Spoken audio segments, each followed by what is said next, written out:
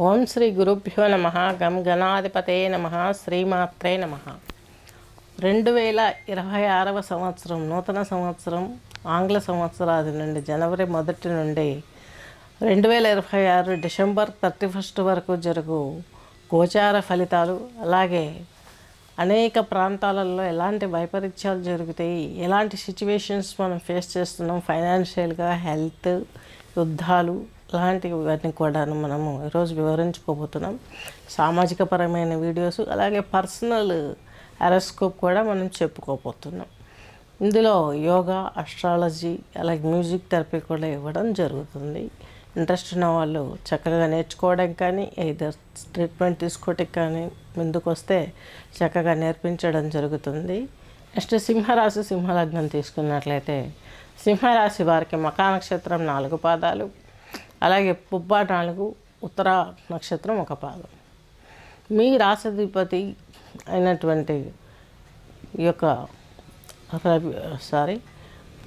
మీ యొక్క లగ్నానికి, రాశికి బృహస్పతి పంచమ అష్టమాధిపతి. ఈయన వచ్చి లాభంలో ఉన్నాడు. చాలా బాగుంటుంది జూన్ 1 మీ రాశిలోకి వచ్చే వరకు. చక్కగా మీకు ఏ స్థానానికి వచ్చే వరకు కూడాను లాభంలో ఉంటాడు. కాబట్టి ఏ విద్యల్ని పిల్లలకు మేము ఏం చేయాలనుకున్నారో అవన్నీ చేస్తారు. లేదు మీకు వివాహము, ఉద్యోగము, విద్య, ప్రమోషన్స్ ఏమి రావట్లేదు అనుకునే వారికి ఈ టైంలో మంచి జరిగే అవకాశాలు స్పష్టంగా ఉన్నాయి. అలాగే బృహస్పతి వచ్చేసి మీకు సింహలగ్నం, సింహరాశి వారికి తృతీయాన్ని చూస్తున్నారు పంచమ వీక్షణ ద్వారా. ఇక్కడ ఇంకా బాగుంటుంది. అలాగే శని భగవంతుడు కూడాను మీ పంచమ భావాన్ని చూస్తాడు. ఒక సింహరాశి, సింహలగ్నం వారికి దశమ వీక్షణ ద్వారా. ఈయన సింహరాశి, సింహలగ్నం వారికి మీకు సప్తమాధిపతి, 6వ ఇంటధిపతి, 7వ ఇంటధిపతి అయినటువంటి శని భగవంతుడు మీ యొక్క సంతాన స్థానాన్ని చూడడం మూలంగా వారికి కావలసినటువంటి అనేక రకమైనటువంటి ప్రయోజనాలు సమకూర్చుకోవడానికి, మంచి స్థితిలోకి రావడానికి శని భగవంతుడు మీకు సర్వకాల సర్వావస్థల యందు సహకరిస్తాడు సింహరాశి, సింహలగ్నం వారికి. అలాగే మీరు పెళ్లి కాని వారు, ఉద్యోగం లేని వారు, అలాగే పెళ్ళి అయిన వారికి పిల్లల విషయంలో ఇవి జరగటానికి ఈ గ్రహాలు 2 చాలా సపోర్ట్ చేస్తున్నాయి. శని వచ్చేసి మీకు మీ యొక్క 2వ ఇంటిని తన దశమ వీక్షణ ద్వారా చూస్తాడు. కాబట్టి కొన్ని విషయాలలో జాప్యం జరుగుద్ది. శని మందగమనుడు కదా. సో ఇలాంటి విషయాలలో జాప్యం జరగకుండా ఉండడానికి వెంకటేశ్వర స్వామి కళ్యాణాలు చేయించుకోవటం కానీ, శనివారం యొక్క తైలాభిషేకం చేయించుకోవడం కానీ జరిగితే మీకు మంచి జరిగే అవకాశాలు చాలా స్పష్టంగా ఉన్నాయి. రాహు వచ్చేసి మీకు సింహరాశి, సింహలగ్నం వారికి మీ ద్వితీయాధిపతి. ఈయన వచ్చి మీకు సప్తమంలో ఉన్నాడు. మీ రాశిని చూస్తున్నారు. కేతువు కూడా మీ రాశిలో ఉన్నారు. మీరు సింహ లగ్నం, సింహ రాశి వారికి కేతువు భక్తి భావాన్ని పెంపొందిస్తాడు.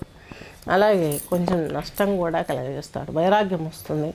ఇంట్లో జరిగే పరిస్థితులు కావచ్చు, సొసైటీ నుండి మీరు ఫేస్ చేసే ప్రాబ్లమ్స్ కావచ్చు, వీటి వల్ల కొంచెం ఇబ్బంది కలుగుతుంది.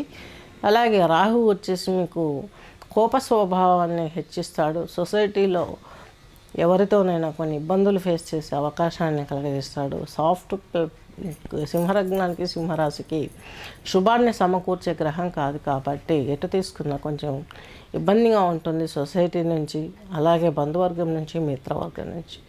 నెక్స్ట్ శని భగవంతుడు వచ్చేసి మీకు మీ దశమ క్షేత్రమైనటువంటి వృషభ రాశిని తన తృతీయ వీక్షణ ద్వారా చూస్తున్నాడు. తద్మూలకంగా ఉద్యోగంలో నెమ్మదిగా ఆలోచించి ఆతిచూచి వివరించడమే మేలు సింహలగ్నం, సింహరాశి వారు. నెక్స్ట్ ఈయన సప్తమ వీక్షణ ద్వారా మీ 2వ ఇంటిని చూస్తున్నారు. ఫుడ్కి సంబంధించినటువంటి ఇన్బ్యాలెన్స్, ఫ్యామిలీలో ధనం కోసం కొన్ని ఇబ్బందులు పడడం, ఇవన్నీ జరగడం కలుగుతుంది.